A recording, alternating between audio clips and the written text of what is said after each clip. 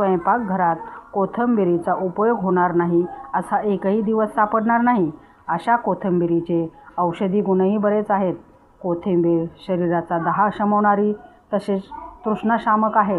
भूकवर्धक आणि अतिसाराला मारक अशी कोथिंबीर डोळ्यांसाठीही अतिशय गुणकारी आहे. जळजळ होत असल्यास कोथिंबिरीचा 1 किंवा 2 थेंब ताजा रस डोळ्यामध्ये टाकल्याने आराम मिळतो. ओल्या कोथिंबिरीबरोबरच धने तेवढेच उपयोगी आहेत. धने व सुंठ समप्रमाणात घेऊन काढा करून प्यायल्याने खोकला हळूहळू कमी होऊन नाहीसा होतो. अतिसारावरही धन्याचा काढा करून प्यायल्याने उपयोग होतो. गर्भवती स्त्रियांना उलट्याचा अधिक त्रास होतो तेव्हा 10 ग्रॅम खडीसाखर आणि 2.5 ग्रॅम धने पावडर तांदळाच्या पेजमध्ये मिसळून दिल्यास उलटी कमी होण्यास मदत होते. धने मुखशुद्धीकारकही आहेत. पचनादी त्रास झाल्यास किंवा अजीर्णामुळे हैराण झाल्यास चहाच्या पावडरबरोबर धनेपूड वापरतात. काकडी खाल्ल्याने पाण्याची तहान भागली जाते.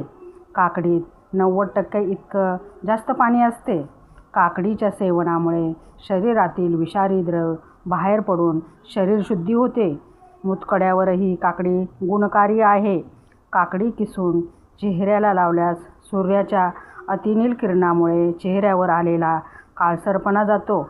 काकडीमध्ये अ, ब, क जीवनसत्वामुळे रोगप्रतिकारक शक्ती वाढते.